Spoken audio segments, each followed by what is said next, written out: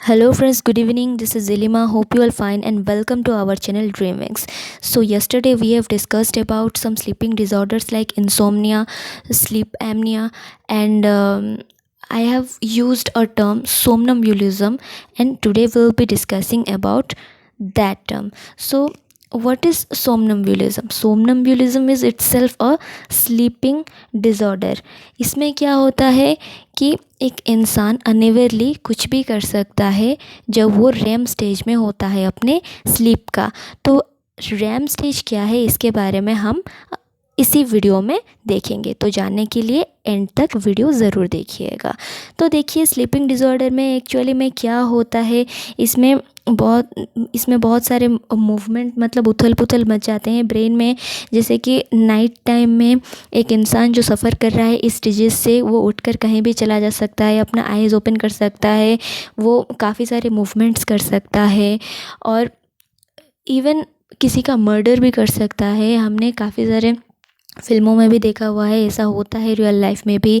तो इसमें काफ़ी डेंजर होते हैं हार्ट अटैक का और काफ़ी सारे साइकोलॉजिकल प्रॉब्लम्स का भी इसमें हम देख सकते हैं। क्यों इसमें साइकोलॉजिकल प्रॉब्लम्स होंगे ही होंगे, क्योंकि ज़्यादातर जो स्ट्रेस होता है, वो जो प्रेशर होता है, जो टेंशन होते हैं, प्रॉब्लम्स होते हैं, इन सब का जो मिक्सचर होता है ये हमारे दिमाग में काफ़ी ज़्यादा प्रेशर डाल रहे होते हैं। इसके वजह से हमें नींद नहीं आती और हम स्लीपिंग डिज़ॉर्डर में एंटर कर जाते हैं।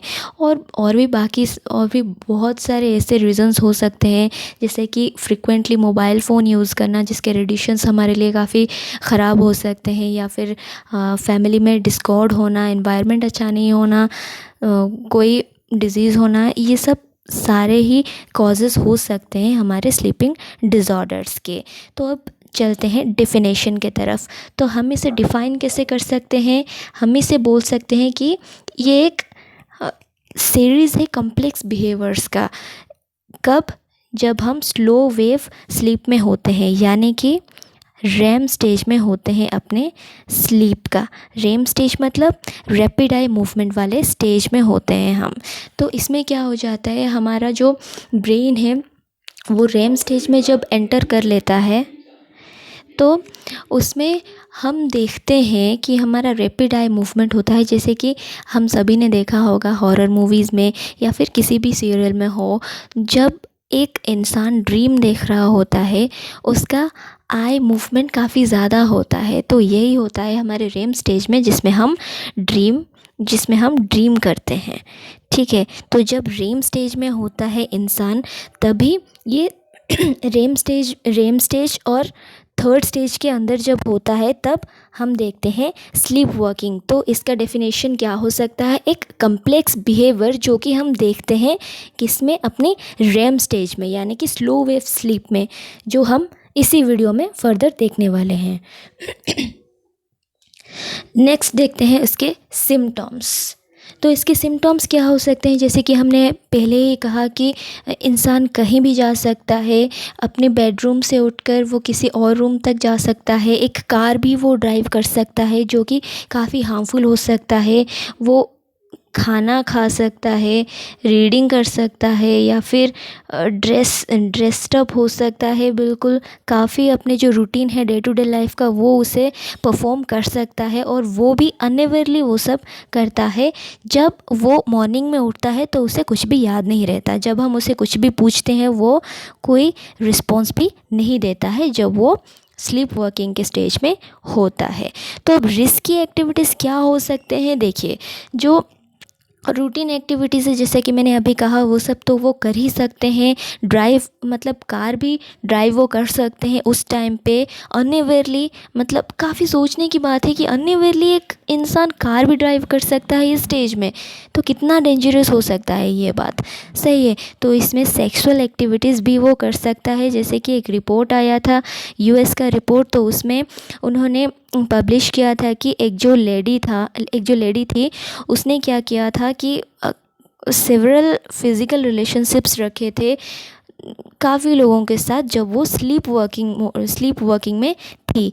तो वो जो स्टेज था ये उसके लिए काफ़ी ख़राब रहा होगा। तो ऐसी चीज़ भी होते हैं हमारे जब हम स्लीप वर्किंग में चले जाते हैं, तो ये काफ़ी हमारे लाइफ के लिए रिस्क क्रिएट करता है। तो देखिए, इसमें इंसान ख़ुद को हर्ट कर सकता है, बहुत ज़्यादा वायलेंट हो सकता है, इवन ये किसी का मर्डर भी कर सकता है। ठीक है, तो देखिए, स्लीप वर्किंग ज़्यादातर चिल्ड्रन में देखा जाता है और एडल्ट्स में भी कुछ देखे जाते हैं। फिर उन लोगों को भी देखे जाते हैं जो ज़्यादातर टायर्ड रहते हैं। तो 15% जो केसेस है ये चिल्ड्रन में देखा जाता है और 2% एडल्ट में देखा जाता है। ये ज़्यादातर ट्रिगर होता है अपने stress and lack of sleep के वजह से। 70% केसेस में ये देखा गया है कि जो स्लीप वर्कर है वो किसी का मर्डर भी इवन कर सकता है जब वो ज़्यादा वायलेंट हो जाता है अपनी स्लीप वर्किंग के टाइम पे, यानी कि अपने रेम स्टेज आते आते।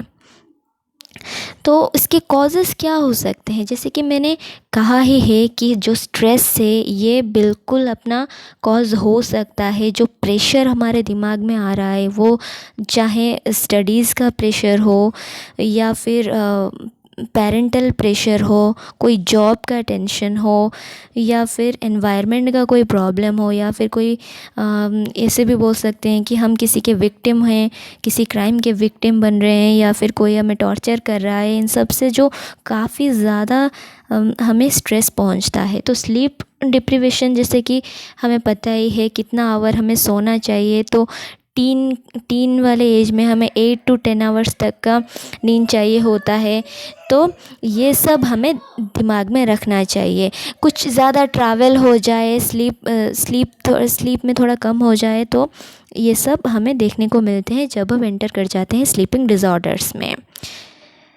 तो देखिए, एडोलेसेंस काफ़ी मतलब हार्मफुल एक स्टेज होता है हमारा, जिसमें हमारा जो हार्मोनल एक्टिविटीज़ हैं कुछ ज़्यादा ही रहते हैं, हमारे जो ग्रोथ स्पर्ट है वो कुछ ज़्यादा ही रहता है।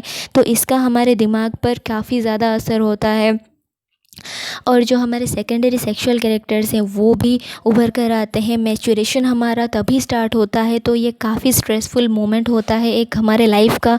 तो इस वक्त अगर हमें स्ट्रेस ज़्यादा हो गया, एंग्जाइटी ज़्यादा हो गई, मेंटल डिसऑर्डर्स डेवलप करेंगे, फिर हमारा जो हम बोल सकते हैं हमारा जो रोल कन्फ्यूज़न है, जैसा कि एरिक एरिक्सन ने साइकोलॉजी में दर्शाया हुआ है, तो वो सब जो वो उभर के आ सकते हैं। या फिर हम कोई ड्रग, हम कोई अल्कोहल यूज़ कर रहे हैं, कोई टॉक्सिक हम चीज़ें यूज़ कर रहे हैं, तो वो भी हमारे लिए काफ़ी ख़राब साबित हो सकता है।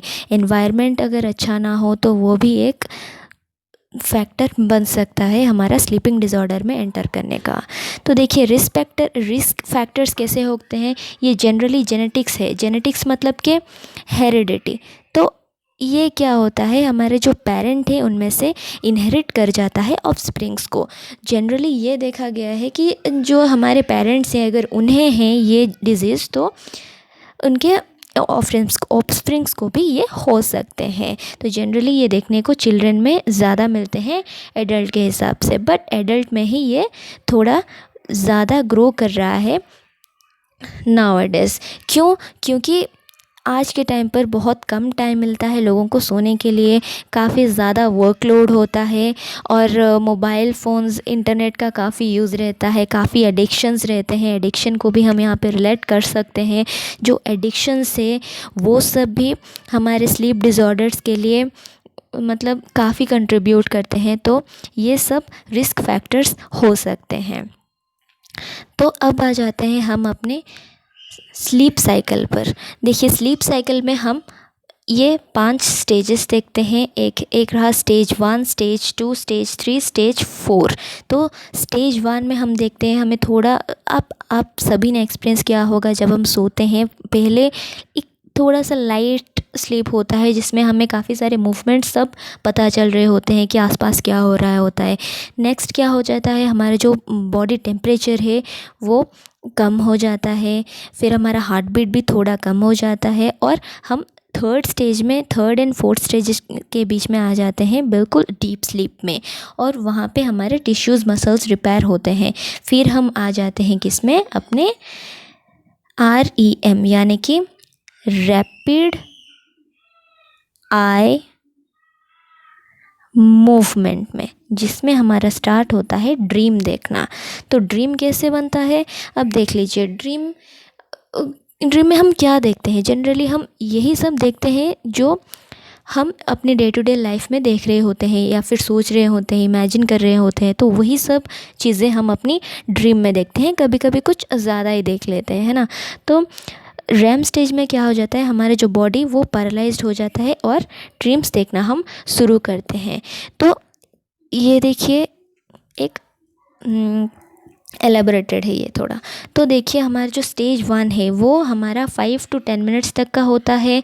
सेकंड स्टेज हमारा 20 मिनट्स तक का होता है। उसके बाद आता है हमारा स्टेज 3 एंड रैम स्टेज। सो जो नॉन रैम स्टेज है, NREM मतलब कि नॉन रैम स्टेज। तो नॉन रैम स्टेज 1 जो है, इसमें हमें थोड़ा वेकफुलनेस होता है, थोड़ा स्लीप होता है, यानी कि थोड़ा हम सो रहे होते हैं, थोड़ा हम जाग रहे होते हैं। हमारे आसपास क्या होता है हमें वो पता चल रहा होता है। तो नेक्स्ट हम जो स्टेज 2 में जाते हैं, नॉन रैम स्टेज 2 में जाते हैं, तब हमारा बॉडी टेम्परेचर डिक्रीज़ होता है, हार्ट बीट डिक्रीज होता है, स्लीप स्पिंडल्स ज़्यादा प्रोड्यूस करने लगते हैं। तो नॉन रैम स्टेज 3 में क्या होता है, मसल्स रिलैक्सेशंस होते हैं, ब्रीथिंग रेट ड्रॉप कर जाता है, ब्लड प्रेशर थोड़ा ड्रॉप करता है, हम डीप स्लीप में चले जाते हैं। इसके बाद आता है हमारा टॉपिक रैम स्टेज। तो रैपिड आई मूवमेंट में क्या होता है, हमारे जो हम सो जाते हैं, बिल्कुल हम सो जाते हैं, पर हमारा जो ब्रेन होता है वो काफ़ी एक्टिव हो जाता है, सही है। तो हमारा बॉडी बिल्कुल रिलैक्स्ड हो जाता है। हालांकि हमारा ब्रेन जो एक्टिव रहता है उसके वजह से हम ड्रीम्स देखते हैं, और ड्रीम्स देखते वक्त हमारा जो आई मूवमेंट है वो काफ़ी रैपिड रहता है। तो देखिए, ये जो स्लीप साइकिल है, इसमें हम देखते हैं कि जो 90 मिनट्स में, एवरी 90 मिनट्स में हम अपना रेम स्टेज को आते हैं, सही है। जैसे कि हमने कहा कि जो एन रेम स्टेज 1 है उसमें 5 to 10 मिनट्स लगते हैं, और एन रेम स्टेज 2 में हमें लगते हैं कुछ 20 मिनट्स। तो कुल मिला के हमें लगते हैं 30 to 35 मिनट्स टू स्लीप। तो देखिए, फिर क्या होता है, जब ये स्टेज 4 हमने देखा, 4 और रेम स्टेज, इसके अंदर हमारा स्लीप वॉकिंग होता है, जो भी सोमनम्बुलिज्म से सफ़र कर रहे होते हैं। तो अब देखिए, जो स्लीप वॉकर है उसे हमें हैंडल कैसे करना है। आपको क्लैप करने हैं, लाउड करने हैं, वो भी एक डिस्टेंस में रहकर, उसके पास नहीं जाना है, क्योंकि जैसे कि हमने अभी कहा कि वो काफ़ी वायलेंट हो सकता है, कुछ भी वो अफेक्ट कर सकता है, कुछ भी वो कर सकता है उस पर। तो आपको थोड़ा दूर रहकर उसे बुलाना चाहिए, उसे एग्रेशन उसे नहीं दिखाना। अगर आप उसे एग्रेशन दिखाएंगे तो वो वायलेंट ज़्यादा बन सकता है। तो इसलिए आपको थोड़े डिस्टेंस में रहकर ही उसे जगाने की कोशिश करनी चाहिए। इसका ट्रीटमेंट और क्या हो सकता है, सेफ्टी मतलब कि अपने उसकी जो डोर है वो क्लोज़ रखिए, उसके पास कोई भी शार्प चीज़ें ना रखें, जैसे कि नाइफ़ हो या फिर कुछ, तो वो सब आप उससे दूर रखें। जब वो सो जाए तो वो कुछ गलत ना करे, खुद को हार्म ना करे, किसी और को हार्म ना करे। तो ये सेफ्टी आपको दिखानी पड़ेगी। फिर जो मेडिकेशंस है, इसमें तो हमें पता ही है, ये तो हमें चाहिए ही। और मेडिटेशन भी हम कर सकते हैं, जिससे हमारा जो स्ट्रेस है वो कम होना स्टार्ट करता है। प्रॉपर गाइडेंस बहुत ज़रूरी होता है, और हेल्दी एनवायरनमेंट काफ़ी ज़्यादा ज़रूरी होता है। तो ये सब ट्रीटमेंट हो सकते हैं, किसके लिए, जो सोमनम्बुलिज्म में है या फिर किसी और स्लीप डिसऑर्डर में है। So now this is the end of the video and thank you for watching this video. Please अगर अच्छा लगे तो लाइक, शेयर एंड सब्सक्राइब ज़रूर कीजिएगा, और फीडबैक हमारे कमेंट सेक्शन में, या फिर हमें आप कांटेक्ट भी कर सकते हैं फेसबुक में, इंस्टाग्राम में, ट्विटर में, या फिर आप ज्वाइन भी कर सकते हैं हमारा टेलीग्राम चैनल। सो फिर मिलते हैं हमारे नेक्स्ट वीडियो पर। So till then be safe, keep learning, सीखते रहिए, सिखाते रहिए। God bless you. Thank you.